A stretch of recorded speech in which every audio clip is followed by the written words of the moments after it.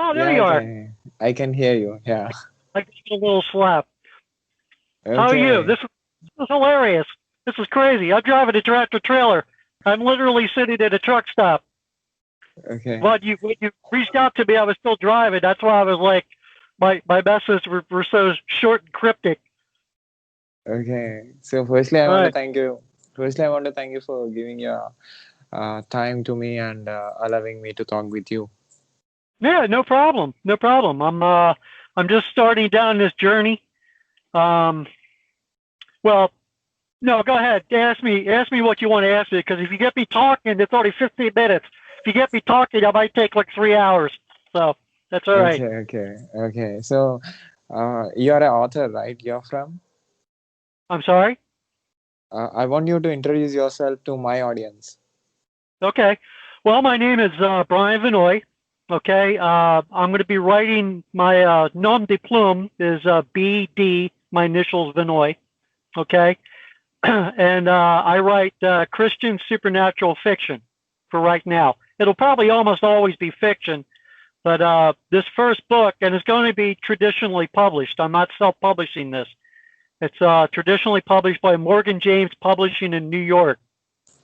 And in fact, coming up here on the 10th of September, I'm going to have my second production team meeting with them, which is going to include the founder, the president, Mr. David Hancock. We're going to start getting into the nuts and bolts and all that good stuff about the final look of the book and everything like that. So I just signed the contract on June 30th, and it's been a journey.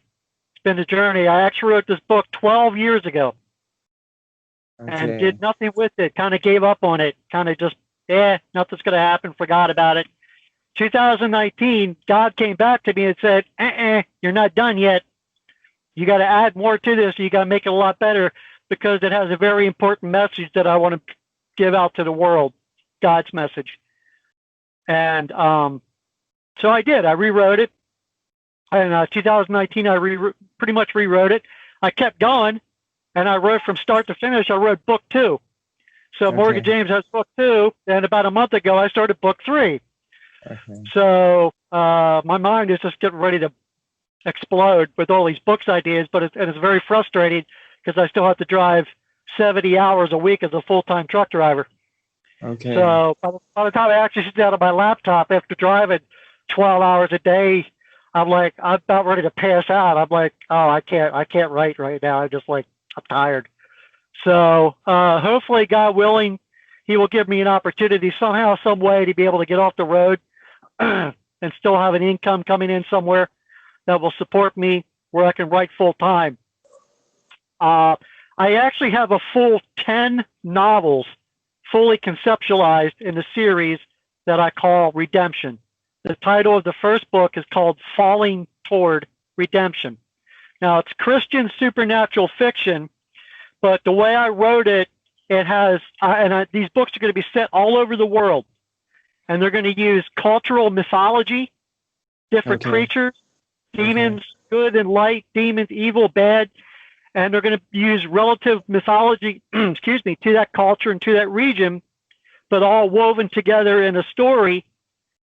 And the message is that basically no one has fallen too far to be out of reach of God's forgiveness. Okay. And that's the message. That's the core message of the book. There's a lot of people out there that say I'm too bad, I'm too evil, my life is too messed up, God is never going to forgive me. That's not true. No one is Okay. that bad. No one is that bad.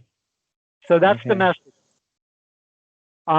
But in the midst of all that, and I started book 3, like I said, so right now I'm kind of looking at it as a trilogy, because about a month ago, he hit me upside the head with a totally unrelated book. It's still, it's not supernatural, but it's Christian, but it's suspense thriller. I don't want to give the title away because I haven't even started working on it yet. I mean, it's just all up here swimming around. But I don't know if your audience knows. Well, I'm sure they know the Da Vinci Code. but I Yeah. don't know if you go back far enough to know a classic called The Andromeda Strain. Okay. Look it up. It was and it ended up being a fantastic movie in the 70s, science fiction. So right now, I'm having this visualization of a cross between the Da Vinci Code and the Andromeda Strain. And it's Okay. got, oh, it's crazy. It's crazy. Oh, I'll give it. Let's give it. The title right now, working title right now is called Panacea. Panacea. Right? So the whole idea is, and the hook I want to use for the book is, the world prayed for a cure, hell answered. Okay. Okay. So, but yeah, this is crazy. Going back to the first book, I've actually been approached last month and Morgan James is, like I said, a traditional publisher. They're mid-size. They do hundreds of books a year, but they only do about 12, or they will only do about 12 fiction books this next cycle. Mine is going to be one of them. Okay. So, but I've already been actually approached. This is crazy. I've already been approached by a European book company that wants to talk about translation rights Okay. at different languages and stuff like that. But Morgan James does all that. I have two contacts on LinkedIn, both in media and entertainment, and the one is actually a screenwriter and asked me if I had literary representation. And that was a funny thing. The acquisitions editor of Morgan James, he's one of my contacts on LinkedIn. I don't know if they remember this, but they were my first rejection. They actually rejected me last year ago, 2019, before I went back and basically rewrote it. I remember having the rejection letter on my wall. I was like, this is never going to happen again. I don't know if they remember that. I told him, but I don't know. But he said, he asked me, he said, did you ever send me the manuscript? I had to laugh because I didn't want to say, yeah, you rejected it. I said, no, you want it? I'll send it to you. He said, sure, send me everything you got. Make a long story short, we went back and forth for a couple of weeks. And he said, at one point, he said, I may have some really good news for you. And I said, what's that? I was being kind of coy. And he said, we're very close in offering you a contract. And I'm like, wow, thank you, guys. So, because I had starting of this year, I had queried, which in case people don't know, when you submit manuscript or a book proposal or something, you're what's called querying a literary agent or a publisher. I've sent out over 300 of them. Okay. To different literary agents, big, small, medium publishers, both here and in the United States and both in the UK. Got all rejections except one, Morgan James. So we signed a contract on June 30th, and now I have a full production team behind me. And the one like I started telling you about, my mind is going in a zillion different directions right now. But he asked if I had literary representation, and I asked why. He said because I looked at your manuscript, and he said I think there's real potential there for a book to film project. I'm like, wow. Inside I'm going, yes, yes, yes. But inside I'm going really calm. I'm like, wow, that's really cool. So anyway, that's where I am. I got lots of stuff going on, but I'm very excited. There's still, I just literally, actually today, this morning, I just signed a contract with a final editor in all places, Australia, who's going to help me. I contract for 5 months. Hopefully we have that kind of time. I don't know. I'm gonna find out on the 10th what kind of time, like when is the absolute last time that they absolutely have to have that finished manuscript, because it's traditional publishing. It's out of my control. And I wish I could show you audience my cover, but I can't because it's copyrighted. Yeah, you said. I have seen that. It's copyrighted, but God led me to this guy. He's a Polish photographer in the UK. And just think of all the millions of photographers out there, and I just happened to find this guy. And he did a couple of years ago. He's unbelievable. For your audience, check him out. I think the studio is called Arum Light Photography. Aurum Light. His first name, he's Polish. His first name is Yaroslav. He's got one of those great Polish names. It's about this long with like impossible combinations of consonants, and they just you'd never be able to pronounce the thing. But he works, believe it or not, he works with nude models, but he works with dairy product or paint. And he stages all this really, he must take tremendous amount of staging to get this shot, because he'll end up catching the splash. Okay. Right? So he did a calendar a couple of years ago called, of all things, Fallen Angels, because my main protagonist is named Camuel. He's actually one of 7 archangels listed in the Hebrew text, the Kabbalah. Okay? So he's real. He's not a fallen angel. He's not a demon, but he's been exiled to earth to live 1,000 years as a human being. And falling toward redemption encompasses the last part, human lifetime, of that exile. And he's led to this group of supernatural light workers. So we have centaurs and minotaurs and fae and jinn and all kinds, good and evil, bad and light. And the whole idea is, I posed one question. I said, what would it look like if God offered redemption to his fallen angels and demons who earned it, who he deemed worthy of redemption? How would that happen? What would that look like? So that's the underlying question of the story, is like, what if God suddenly kind of flipped the tables and changed the game and said, hey, you know what? My fallen angelic sons, they were bad boys, but I'm going to give them one chance to come home. What would that look like? So the whole story is Camuel and this group of light workers, their job now is to not kill the enemy, to defeat the enemy, but to protect the enemy. Okay. So if they're going to be assigned a fallen angel or a demon or 2 or 3 or whatever, their job is to protect them, because guess who this is really pissing off? Okay. Lucifer, right? Because you have fallen angels that said, no, I don't want to be bad anymore. I want to go home to heaven. And Lucifer is saying, oh, hell no. So they're going to come after him and try to kill him. So that's the battle. That's the battle. Okay. Yeah. Nice. You're a driver. You're a truck driver. Yeah, for right now. Hopefully I'll be able to get off the road so I can write. It's tough. It's tough when you're working 70 hours a week. It's hard to, like, I'm exhausted. I'm like, I can't. I'm like, okay, I'm exhausted, but now I got to try to be creative. Sometimes it doesn't work.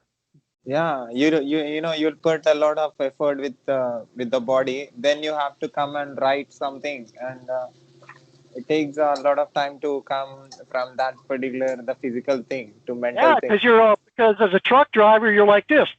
Yeah. Driving along the road, right? Because I have to watch out for all the little 4-wheelers out there that like to cut in front of me and hover around me like a fly around an elephant. They don't understand.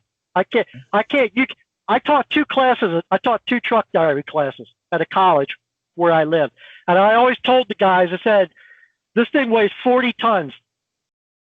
And I can move this thing at 78 to 70 miles an hour. Can you imagine how long it takes to stop? It takes a long time to stop one of these big girls. Yeah. And I said, you cannot get into trouble. You cannot do anything quick in a loaded tractor trailer except get into trouble. You can get into trouble real quick in one of these girls. You have to constantly be paying attention. Okay. It's a lot of stress. It's a lot of stress. But still, you're maintaining. You're managing both driving and writing.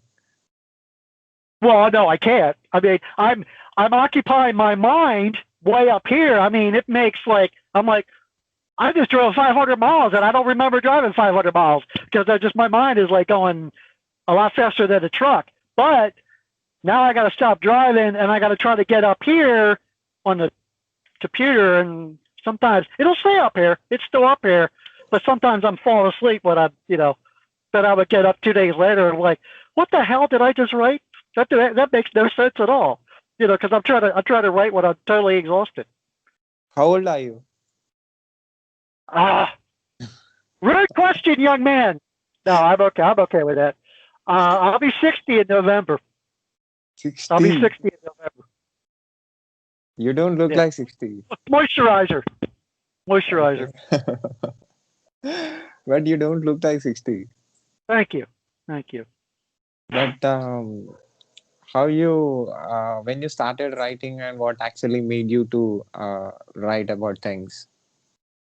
Well, like I said, and the funny thing is, Falling Toward Redemption is literally the first thing I have ever written in my life of any kind.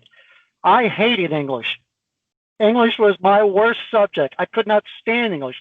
Math, no problem. Great. I was great at math. Still am great at math. English, couldn't stand. I couldn't wait to run out of that classroom. I hated it. I couldn't break down a sentence to save my life. 12 years ago, out of the blue, Father, God, gave me this message. He said, I want you to write this. And I'm like, I don't want to write it. I'm not a writer. Pick somebody else. And he kept coming back like God does. He kept coming back, kept bugging me and bugging me and bugging me, wouldn't let me sleep, wouldn't leave me alone. I finally gave in and half-heartedly wrote it over like maybe 5 months, 6 months. My heart wasn't in it, and it showed. I just wanted to get it done. I'm like, okay, here it is. It's on the computer. It was on 4 different computers, including 2 that completely froze and crashed. Okay. There's no reason why this manuscript should have survived. It should have been lost up in the ether somewhere long time ago. But it's here. There's got to be a reason why it survived 12 years. It's got to be. Got to be. I believe in this message. I believe in this. But you have very less time to think and write about a thing because you are a full-time truck driver. How can you manage? How can you create interest in the person who is reading your book? Well, how bad do you want it? Right? Yeah. That's a lot of life, right? How bad do you want to make this work? How bad do you want this? How bad do you want this? How bad do you want this to succeed? How much do you believe in this? Okay. I think that answers a lot of life's questions, and I think that is a big difference between people who achieve their dreams, people who don't. This desire. How bad do you want to make this happen? Nice. So I'm a typical American, right? It's like, what do you mean you can't do it? Come on. And I'm from the Northeast yesterday, so we're naturally impatient people. Okay.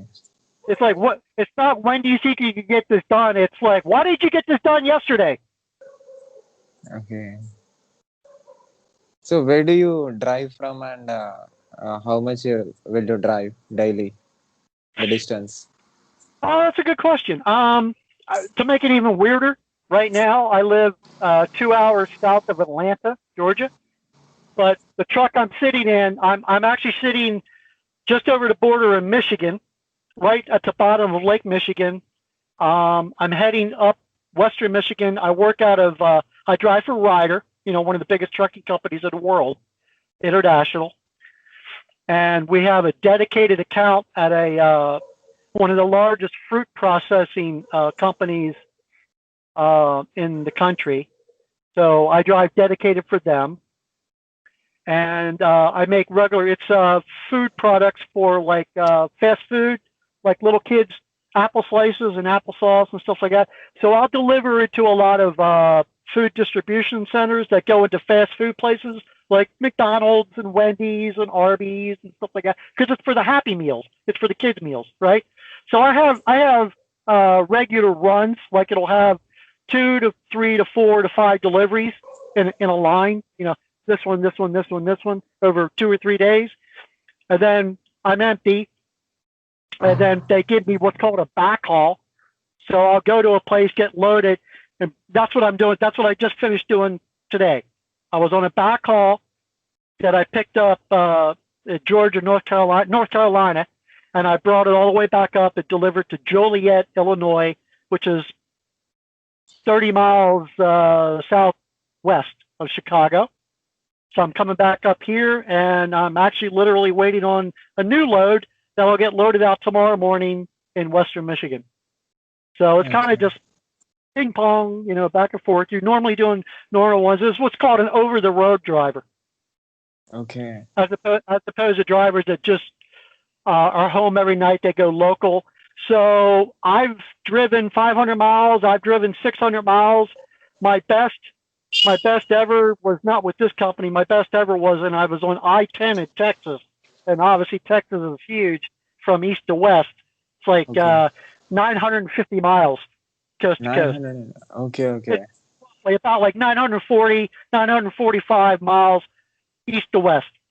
Okay. If you look at the shape of Texas on I-10, well, I drove over 700 miles nonstop in one day. That was my record. I think it was 738 miles nonstop.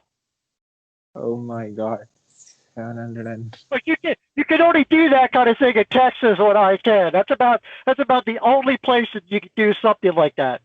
And my truck was not limited on speed. Okay. Most trucks now are limited. They have what's called governors on them. You can only go so fast. The truck I was in, Okay. I had it at 100. Okay. So when you started driving as a driver, when you started your career? Oh, I'm sorry. When? I just came over. I just went over 10 years. 10 years. I just went over 10 years. Yeah. And I've worn a lot of hats in my life.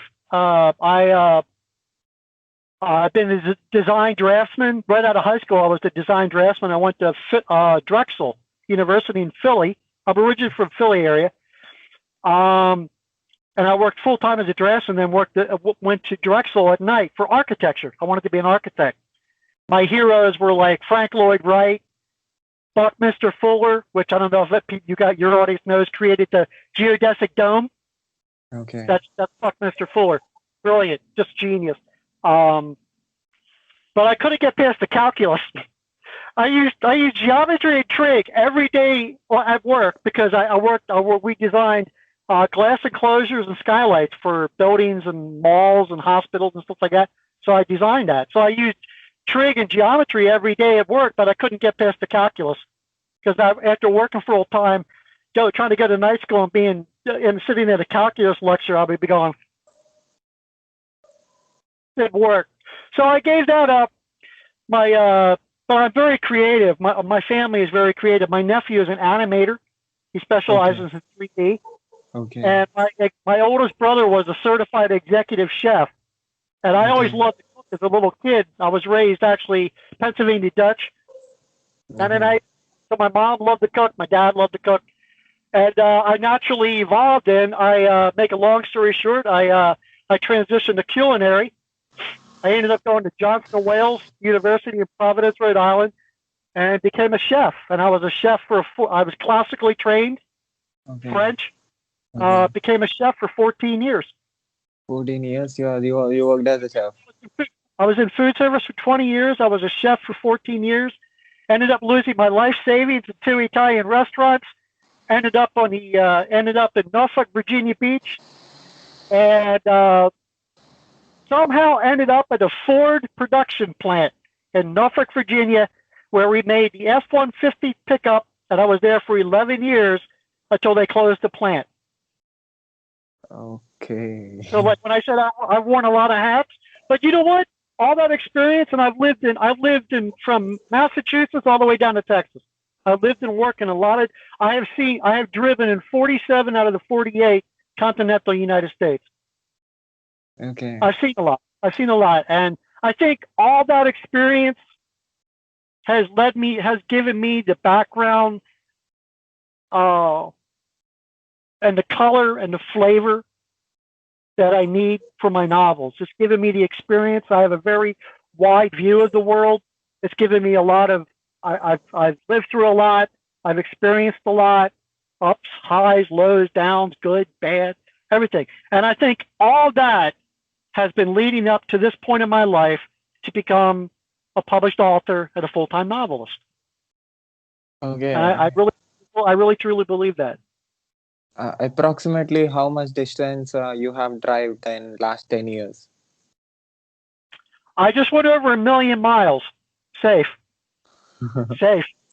Say, Over 1,000,000 miles. It's hard to believe. Yeah, and you have to just do the math. You got to it's about 125,000 plus a year. It's a so lot. my audience wants to know what actually is making you to be physically fit and drive hundreds of miles daily. I don't know if I would call myself physically fit. Yeah, it's moisturizer. It's moisturizer. No, I take a lot of. I'll show you. I can show you my vitamin bag. You want to see my vitamin bag? No, I take a lot of supplements and herbals. And no, honestly, all joking aside, I think it's just grace of God. It's grace of God. I've never had a broken bone in my life, and I played sports. I played baseball and football. Never had a broken bone in my life. Uh, I've only been to the hospital one time for surgery, and that was elective surgery. Okay. I really do not get sick, even with this latest craziness in the world. I knock on wood. I haven't gotten it yet, or maybe I did, and I just didn't know it. I don't know. I've never, I really don't get sick very Okay. much. So it's like I said, it's by the grace of God. It's by the grace Nice. of God. And I know we only have a certain amount of time, but he's manifested that in real terms in my life. I have people don't want to talk about that other realm that you can't experience in your five senses. They don't want to believe it exists, but I'm telling you, it does, because I've experienced both the light and the dark in my life. And some of those stories I've woven into the book. They were real life experiences that I had.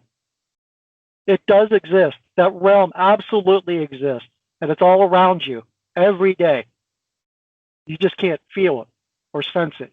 Some people can. You get the hair on the back of your neck feeling, or you like ants crawling all over you, or what's called goosebumps crawling over you, and you're just like, all right, what was that? You get cold chills. It's either touching you or you're touching it. I'm sure a lot of your audience has lived through that. You're like, what was that? Or did you hear something? I didn't hear anything, because it was only directed at them. Okay. Or something whispering in their ear, or you see a flash in front of you where there shouldn't have been a flash. You catch a movement out of your peripheral vision, and there's nothing there. Okay. It exists. It's very real. It's very real. Because think about it. Think about it. If you believe that one creator has created everything, see, I don't judge people. I don't make fun of people. But I always like to say for people that self-professed atheists, you believe in nothing. I believe you have more faith than I do, because what you're telling me is that you believe that everything came from nothing. Yeah, You really yeah. believe everything came from nothing. No, I can't believe that. Okay, so agnostic are a little more easier to deal with, because that's a lot of people right now. There's a lot of confusion right now, and you really honestly, you know what I think is happening? I think what's happening is when God put the first human beings on the planet, they were able to experience the creator, their creator God, with their full abilities. Because you have to remember, this is not who we are. It's not. You're a different color man than I am. But we're no different inside. Where we truly are is this inside. We're spirit. You're eternal. This is just your candy coating. This is just your shell. You're like an M&M. You're like a Skittles. You're a piece of candy. What you really are is inside, is your nature, is your spirit, is your soul. That's who you truly are. And that's another message I'm trying to get through with this book. We really are the same. This is just like, if you look at my left arm, it's really, really, really tan because my left arm is on the window. But I'm part Italian anyway, so I tan really easy, right? My left arm is tanner than my right arm. I got this big old magnifying glass windshield in front of me. My hair is a lot blonder than it normally is because we're summertime and it's getting bleached, right? This is all just paint job. It's all a paint job. That's all it is. All this is a paint job. What you really are is inside. Okay? And that you are the same spirit as every living thing in the universe. It's all the same recipe. Because if it all comes, you really have to think about this and let your mind marinate on this. If it all comes from one creative source, he used the same recipe. And that's another thing. Don't get hung up on the pronoun, because God has no gender. It's not he, she, it, we, they. But if you want to say God is she, God is she. That's right. God is he. That's right. And neither at the same time. What? Can you apply a human gender to something that is not human? No. No, you can't. God doesn't fit into a gender box. The God of all the universe doesn't fit into a gender box. The God of all the universe does not fit into a religious box. Religion, as good as it is, organized religion is organized by man. It's trying to organize a series of thoughts to try to comprehend that which is incomprehensible. The human mind is not capable of comprehending God. We're just not. Our brain is a magnificent computer as it is, and no computer ever created by man will ever equal this. Never. I refuse to believe that. We cannot create life. Women can have a baby, but really, you're not creating life. You're holding life, and you're allowing life to grow. Okay. I'm getting lost here. I'm going in 100,000 different directions, but it's. I don't know if your audience has ever seen the movie Noah, where Russell Crowe played Noah. No, I didn't see. Check it out. In the very beginning of that movie, the way they portray Adam and Eve. Okay, Adam and Eve. I know we're talking to a world audience, but in the story, in the Bible, you talk about Adam and Eve, right? But in the movie, Adam and Eve they're not corporeal. They're humanoid. They're glowing. They're pulsating. They're frequency. They're spirit. They have not taken human form, right? Because it's before the fall. That's what I really believe humanity is. It's spirit. You are frequency. You are pure energy, pure frequency, pure power, pure light, pure love. You are not corporeal. Human beings are not this. You're not this. You're not a body. You're a spirit. You're spirit, mind, frequency, power, energy. That's why we're all the same. That's we're all the same. Why we are feeding to the body then? Why spirit needs a body, a physical body? That's a good question. And I think all that took place at the fall. And that's what I was trying to allude to earlier. When they were in that form, the first created beings could have a conversation with their creator fully, at the full spectrum. We all understand, radio waves and television waves, even wireless. It has limitations, right? It has limitations in that spectrum. They were limitless. They had no limits. They can enjoy his company, her company, its company, whatever, in an unlimited spectrum. After the fall, that spectrum got compressed. Now we're limited to our five Some people have a sixth sense because you have a sixth sense.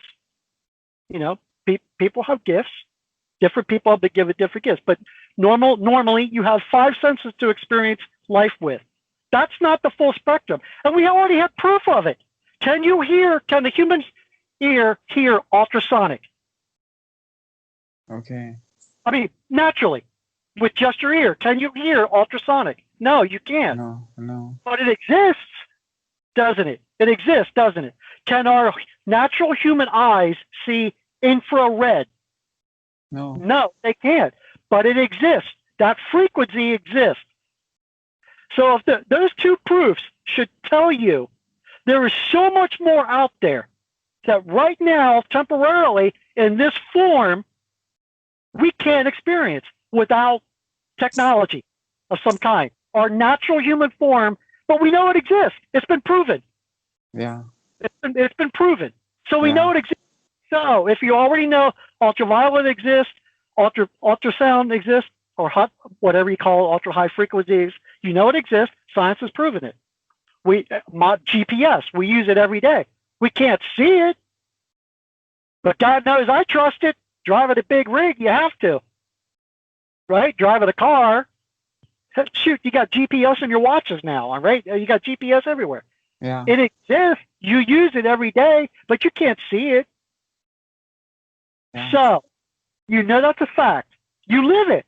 You experience it every day. So why is it so hard for people to then accepting that they can't accept that? You know what? There's got to be so much more out there that my five senses can't pick up. Yes. That's where faith comes in. Okay. That's where faith comes in. Trusting something that you cannot experience to be true. Nice. You're a good observer. I think that's what a writer has to be.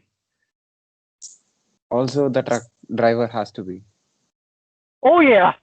Oh, yeah. You are definitely. Like I said, yeah.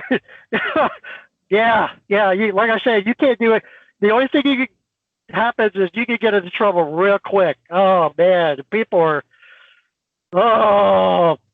I don't like using the air horn, but sometimes I just gotta, because I'm just like, I'm yelling at them through the windshield. I'm like, you dummy!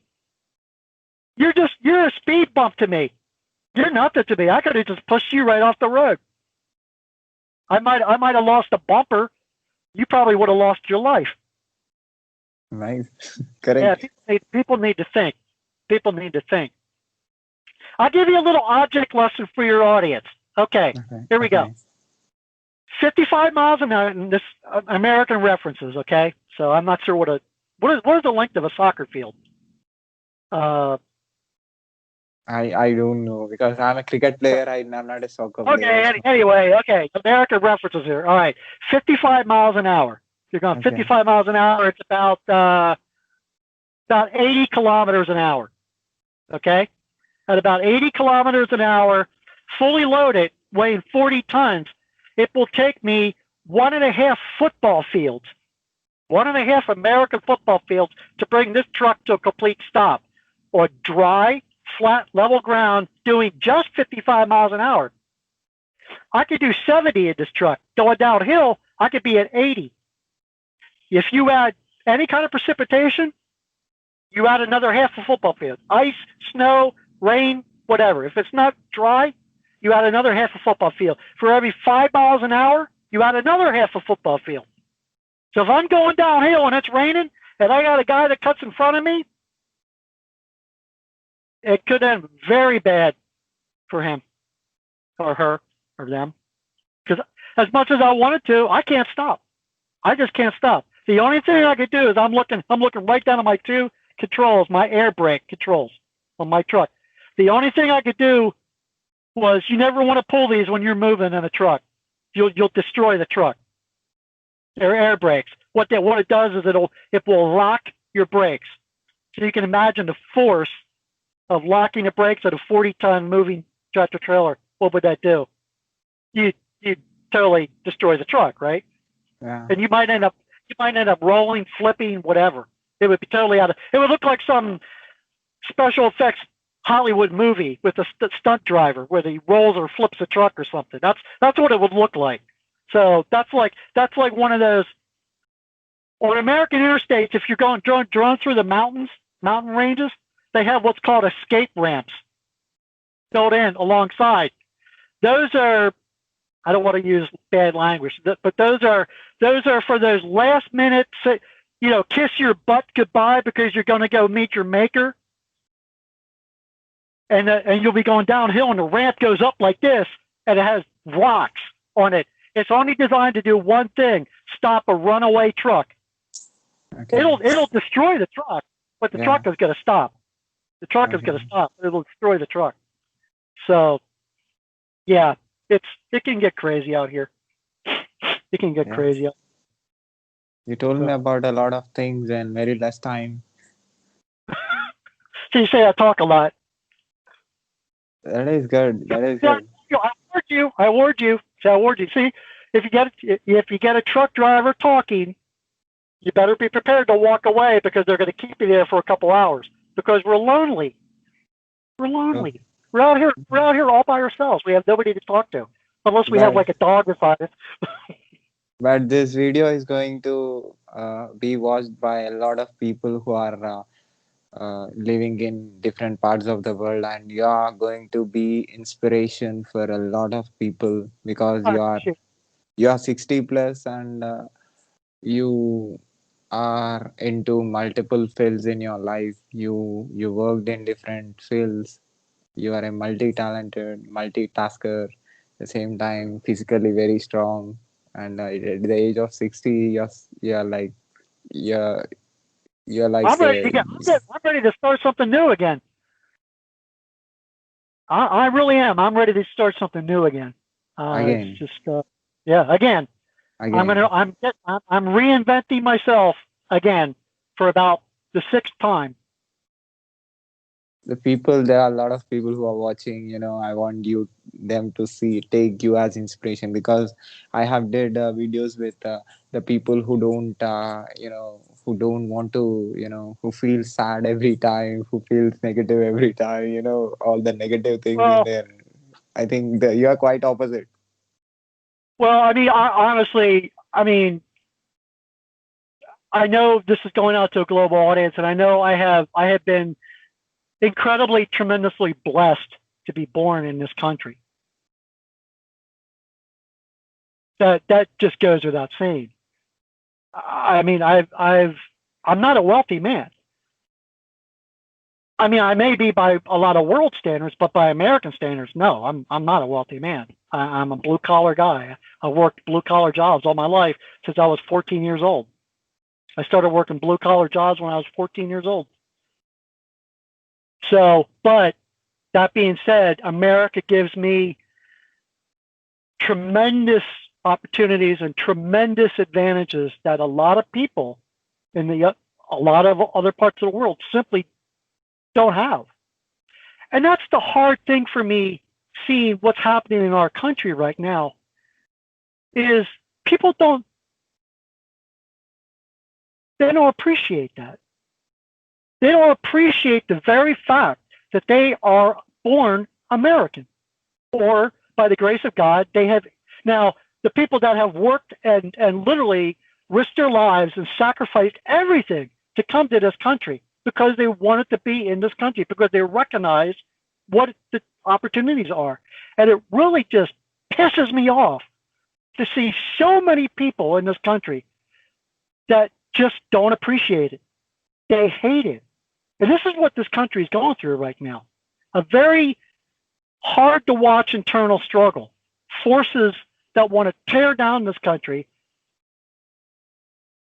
and replace it with systems that have been proven over and over and over again to be utter abject failures.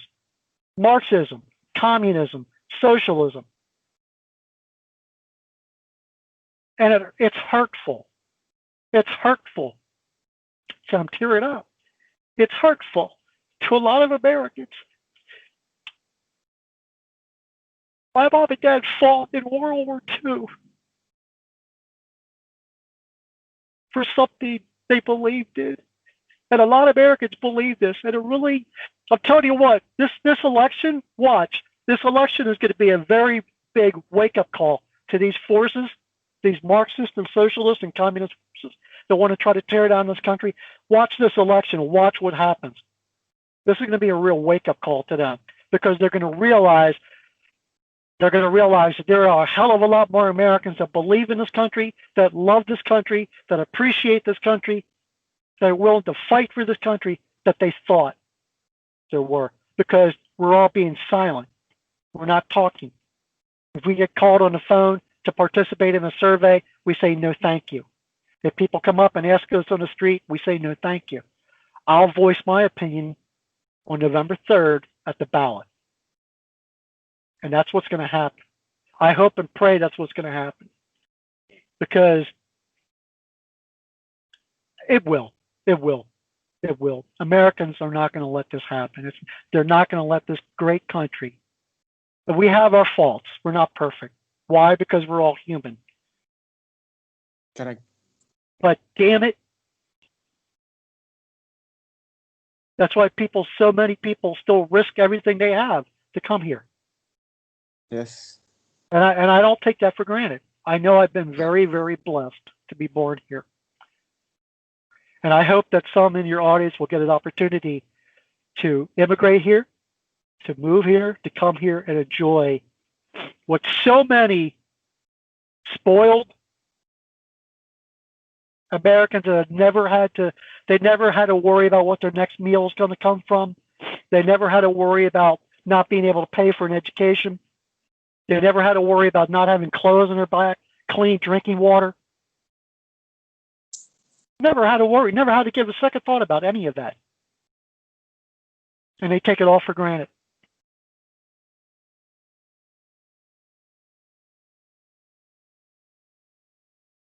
I'm sure that will happen, whatever you're thinking. I'm sure. So I appreciate this opportunity. Thanks for coming and talking about things that are connected to you at the same time, that are important for every human being. Sure, absolutely. And they are, because we are all platitudes aside, we are one. We are the same. Remember, this is just a candy shell. It's like an M&M. It's not who you. It's not who you. You are not. You are not this. You are this. Yeah, I remember all the words that you said, and at the same time, a lot of people who watches this video, even they'll understand the things that you said. And have you seen my previous? It's not about religion. It's not about organized religion. Organized religion is by man. It's about coming to a personal relationship with the one that created you.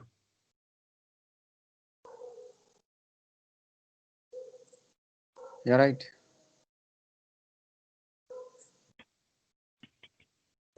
So, have you seen any of my previous videos? No, you just like popped up on my screen out of the blue, and that's like I'm like, what is this about? Who are you? So I'll have to watch it now that you're on YouTube. Looks like you have a lot of followers. It's good. It's good. It's really good.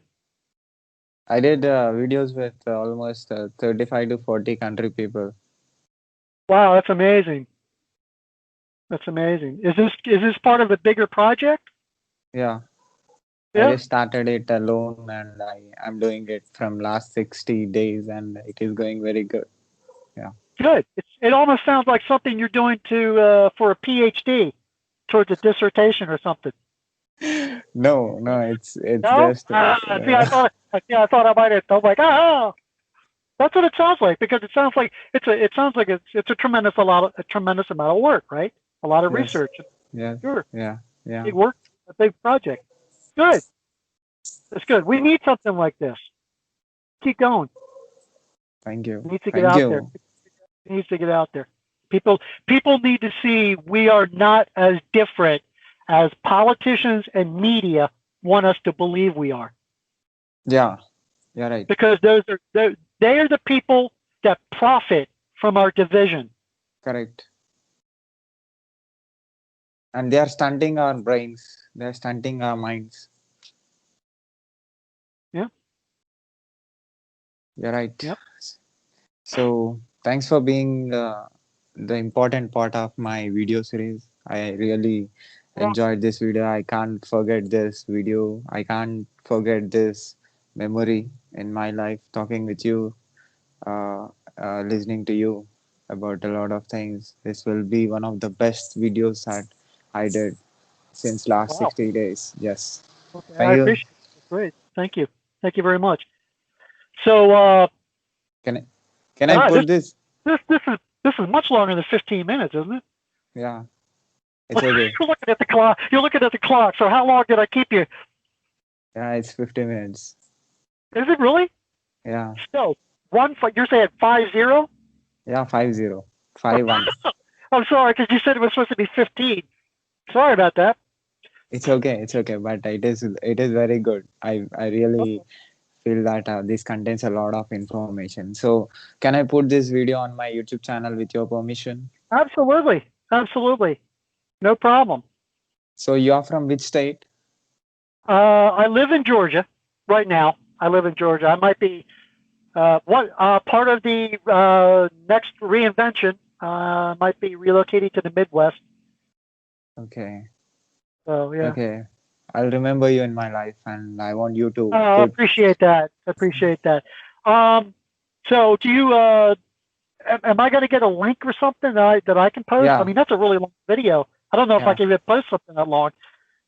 You can post it on Facebook on where you can. I'll Okay, send you the that'd be link once great. I upload it. Yeah, I appreciate that. Thank you very much. I look forward to seeing it. yeah. Thank you so much again. Yeah. You have a good day. Yeah, you too. All right, take Drive care. safe. Drive safe. Drive safe All right, and I will. yeah, Thank you. enjoy driving. Yeah. All right. Thank you. Bye. Take care. Bye. Bye. Yeah.